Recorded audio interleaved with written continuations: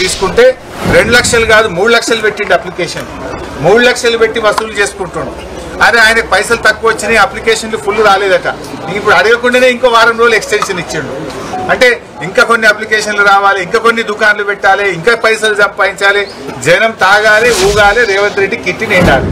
ఇంతేనా నీకు ప్రజల మీద సోయి లేదు మరి కేసీఆర్ కిట్ ఎందుకు అంతలేదు బస్తీ దవాఖాన్ల జీతాలు ఎందుకు వస్తలేవు బస్తీ దవాఖాన్ల మందులు ఎందుకు లేవు బస్తీ దవాఖాన్ల పరీక్షలు ఎందుకు లేవు అని ఒక్కనాడన్నా రివ్యూ చేసినావా మద్యం దుకాణాల గురించి ఇంకా దరఖాస్తులు అమ్ముర్రి 3 లక్షలు ఫీజు పెట్టుర్రి రేటు పెంచుండ్రి పైసలు సంపాదించుండ్రి దీని మీద మాట్లాడుతున్నావు తప్ప గరీబోల గురించి నువ్వు మాట్లాడతలేవు ఆనాడు 15వ ఆర్థిక సంఘం కేంద్రంలో ఉండే ప్రభుత్వం అరే ఈ బస్తీ దవాఖానాలు చాలా బాగా పెట్టిండు కేసీఆర్ బాగుంది దేశం మొత్తం తెలంగాణను చూసి నేర్చుకోండి అని ఆనాడు మమ్మల్ని ప్రశంసించారు కానీ ఈనాడేమైపోయింది బస్తీ దవాఖానాలకే సుస్థి పట్టింది పనిచేసే సిబ్బందికి వైద్యం లేదు గోళీలు లేవు పరీక్షలు లేవు ఆ డాక్టర్ అమ్మ చెప్తుంది అన్ని స్ట్రీట్ డాగ్స్ సార్ పొద్దున డ్యూటీకి వచ్చేటప్పుడు పోయేటప్పుడు ఏడ కుక్కలు కరుస్తాయని భయంగా వస్తున్నాము అని చెప్పి ఆ డాక్టర్ అమ్మ చెప్తున్నటువంటి పరిస్థితి అంటే జిహెచ్ఎంసీ అసలు పనితీరు బాగలేదు చివరికి ఈ బస్తీ దవాఖానా పరిస్థితి ఏంటంటే దానికి మీటర్ కూడా లేదు బయట కొండేసి దవాఖానా కరెక్ట్ నడుస్తుంది పోయి ఆడ పోయి బీపీ మీటర్ చూస్తే ఆ బీపీ మీటర్ కూడా అందులో బ్యాటరీలు అయిపోయినాయట బీపీ చెక్ చేసే మిషన్ లో బ్యాటరీలు అయిపోయినాయి బ్యాటరీ అయిపోతే మాకు ఇక బ్యాటరీలు కొనడానికి పైసలు వస్తలేవు సార్ అయితే కరెంట్ ఉంటే చూస్తున్నాం లేకపోతే బ్యాటరీ లేకపోతే పక్కకు పెడుతున్నాము అన్నారు బీపీ మీటర్ లో కనీసం గోళీలు కూడా లేనటువంటి పరిస్థితి వచ్చింది ఆరోగ్యశ్రీ 1400 కోట్లు దాటిపోయింది ఇలా ప్రైవేట్ ఆసుపత్రుల్లో ఆరోగ్యశ్రీ కింద పేషెంట్లను చూడడం ఆగిపోయింది రేవంత్ రెడ్డి గారు నువ్వేదో 10 లక్షలకు పెంచిన డాంబికాలు కొట్టుడు కాదు ఆరోగ్యశ్రీ బకాయిలు విడుదల చేయి మాట్లాడితే గ్రీన్ ఛానల్ అంటావు గ్రీన్ ఛానల్ మాటలకే అయింది తప్ప పేదవాళ్లకు వైద్యం అందించడానికి నీ ప్రభుత్వంలో ఆరోగ్యశ్రీ బకాయిలు విడుదల కావడం లేదు ఆనాడు కేసీఆర్ గారి ప్రభుత్వం ఆరోగ్యశ్రీ కింద 7,000 కోట్ల రూపాయలు చెల్లింపులు చేసింది 3,000 కోట్లు సీఎంఆర్ఎఫ్ కింద చెల్లింపులు చేశాం 10,000 కోట్లు ఖర్చు పెట్టి ఆరోగ్యశ్రీ కింద సీఎం రిలీఫ్ ఫండ్ కింద పేదలకు వైద్యం అందించింది కేసీఆర్ ప్రభుత్వం నువ్వు వచ్చినాక ఇవాళ ఆరోగ్యశ్రీ వాళ్ళు కూడా స్ట్రైక్ చేయవట్రి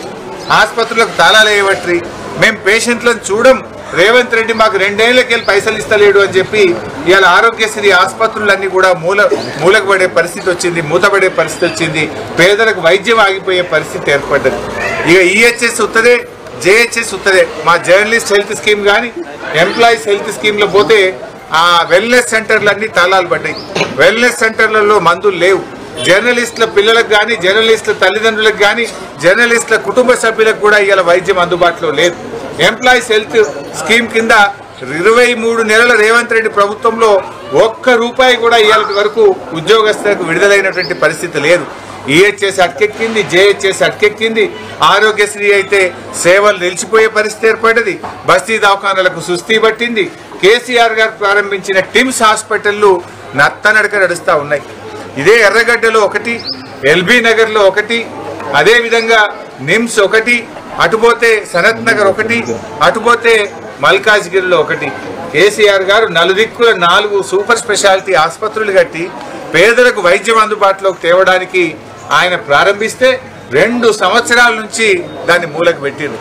అంటే నీకు ఏ పని కూడా ఇష్టం లేదు ఏమన్నా ఉంటే నీ కిట్ ఎట్లా నిండాలి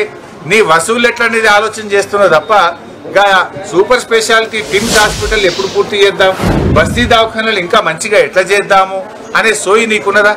ఇవాళ ఏ విషయంలో ఒక్కటన్నా చక్కగా ఉందా ఈ రాష్ట్రంలో ఇవాళ ఇప్పటికైనా మేము కోరేది ఒక్కటే పాపం బస్తీ దవాఖానాల్లో పనిచేసే డాక్టర్లు వైద్య సిబ్బంది జీతాలు లేక 6 నెలలకెళ్ళి ఇబ్బంది పడుతున్నారు తక్షణమే వాళ్ళ జీతాలు విడుదల చేయాలని చెప్పి డిమాండ్ చేస్తూ ఉన్నాం నంబర్ 2 110 రకాల మందులకు గాను 60-70 రకాల మందులు కూడా లేవు మొత్తం 110 రకాల మందులు బస్తీ దవాఖానాలకు సప్లై చేయాలి మందులు పేదలకు అందుబాటులో పెట్టాలని డిమాండ్ చేస్తూ ఉన్నాం మూడవది 134 రకాల పరీక్షలు బస్తీ దవాఖానాల్లో ఉచితంగా చేయాలి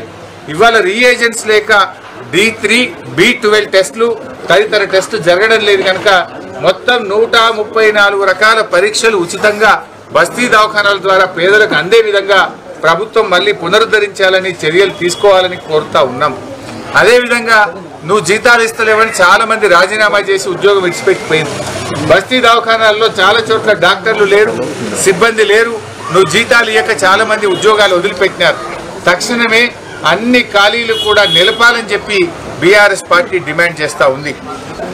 ముఖ్యంగా ఇవాళ జూబ్లీ హిల్స్ ప్రజలు, హైదరాబాద్ ప్రజలు గమనించాలి. రేవంత్ రెడ్డి ఇవాళ రేపు ఏమంటాడు, జూబ్లీ హిల్స్ లో గెలిస్తే నేను బస్తీ దవాఖానాలను అటకెక్కించిన, మందులు లేవు, పరీక్షలు లేవు, సిబ్బంది లేరు, జీతాలు లేవు, అయినా జూబ్లీ హిల్స్ లో నాకే ఓటేసింది అంటాడు. ఇవాళ